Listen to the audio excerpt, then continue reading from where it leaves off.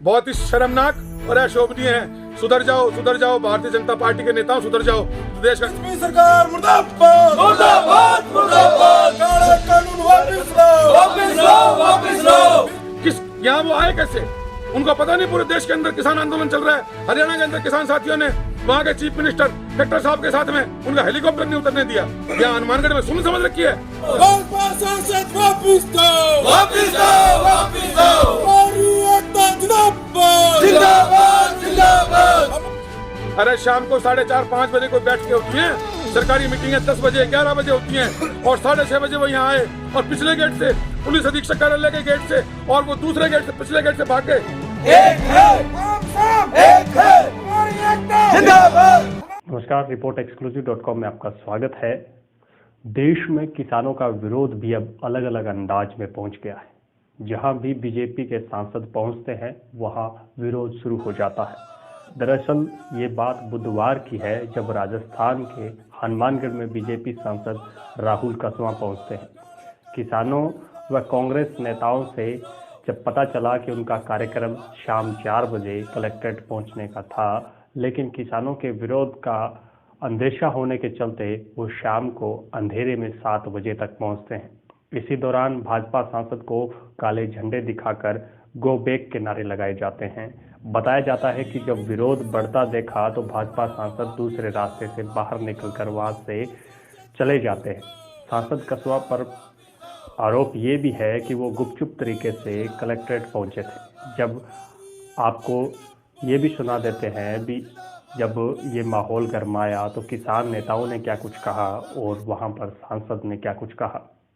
Bharatiya Janata party के चूरू सांसद यहाँ हनुमानगढ़ के अंदर आए, प्रधानमंत्री फसल बीमा योजना के बारे में ये कहने के लिए किसानों को बहुत अच्छी योजना है। उनको ये पता नहीं है पूरे देश के अंदर किसानों का आंदोलन चल रहा है। सबसे बड़ा भ्रष्टाचार इस प्रधानमंत्री फसल बीमा योजना में है। यहाँ वो आए कैसे? उनको पता नहीं पूरे देश के अंदर किसान आंदोलन चल रहा है। हरियाणा के अंदर किसान साथियों ने वहाँ के चीफ मिनिस्टर खट्टर साहब के साथ में उनका हेलीकॉप्टर नहीं उतरने दिया। यहाँ हनुमानगढ़ में सुन समझ रखी है? बिल्कुल सुनने नहीं है। इलाके का एक एक किसान अपने हक और हकूक की लड़ाई को, अपने हक और हकूक की आवाज को बुलंद करने के लिए जाग चुका है और एक एक किसान इलाके का और यहाँ सभी लोग जो भी यहाँ इकट्ठा हुए हैं, सभी किसान साथी निश्चित रूप से यदि अगर आज यहाँ राहुल कसवा जी आते तो भी उनका और भयंकर काले झंडे दिखाकर ये विरोध करते। पिछले गेट से वो आए, यहाँ एसपी ऑफिस के कार्यालय के गेट से हम लोग यहाँ 4:30 बजे से यहाँ खड़े हैं। चोरी छिपे वो लोग वो आए यहाँ। अरे शाम को 4:30-5 बजे कोई बैठ के होती है, सरकारी मीटिंगें 10 बजे 11 बजे होती हैं और 6:30 बजे वो यहाँ आए और पिछले गेट से पुलिस अधीक्षक कार्यालय के गेट से और वो दूसरे गेट से पिछले गेट से भाग गए। बहुत ही शर्मनाक और अशोभनीय है। सुधर जाओ भारतीय जनता पार्टी के नेताओं, सुधर जाओ। देश का किसान, मजदूर और व्यापारी आपको सुधार देगा और अब ये आपकी नेतागिरी बिल्कुल नहीं चलेगी और लोगों को गुमराह करना और लोगों को बेवकूफ बनाने का जो कार्यक्रम पिछले 6 साल से आपने चला रखा था वो अब आप इसको बंद करो और ये तीनों काले कानून वापिस लो। MSP पे खरीदी गारंटी कानून बनवाओ। दरअसल मामला ये था, अभी राहुल कसवा जो है, चूरू के सांसद जो है, हनुमानगढ़ में पहुंचते हैं।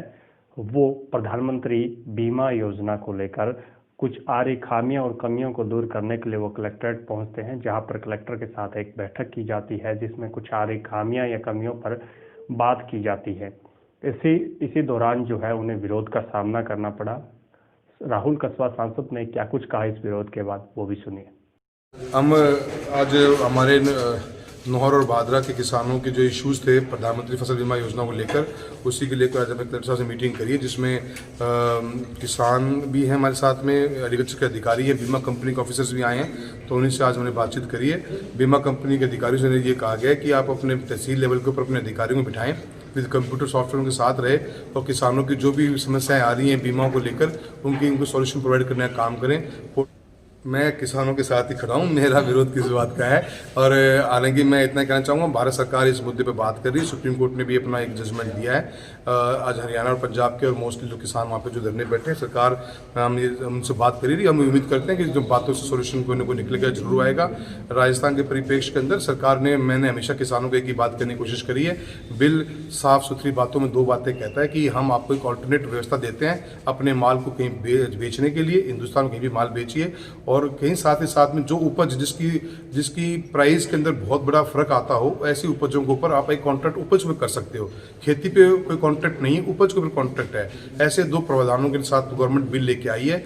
फिर भी किसान भाइयों को लगता है तो सरकार बात कर रही है और उनकी बात का सही समाधान निकलने का काम होगा, ऐसी हम उम्मीद करते हैं। और जो सुप्रीम कोर्ट की कमेटी बनी है उस कमेटी से भी सॉल्यूशन अच्छा निकल के आएगा, ऐसा हमारा पूरा मानना है। सरकार बात कर रही है, किसान भाइयों से भी हम यही निवेदन करेंगे कि आपको बातचीत करने से ही बातचीत का सॉल्यूशन निकल के आएगा। देखिए ये बिल एमएसपी का था ही नहीं कभी। ये बिल सिर्फ इसी बात के लिए था कि किसान की व्यवस्था जो है अपना माल कहाँ बेचे, उसकी छूट मिलनी चाहिए। और जो फसल इनकी जिनका जैसे हमारा प्याज है 3 रुपये किलो से लेकर 35 रुपये किलो में बिकता है, तो ऐसी जो फ्लक्चुएट करती है रेटें, उनको पूरने के लिए ही 2 बिल थे ये।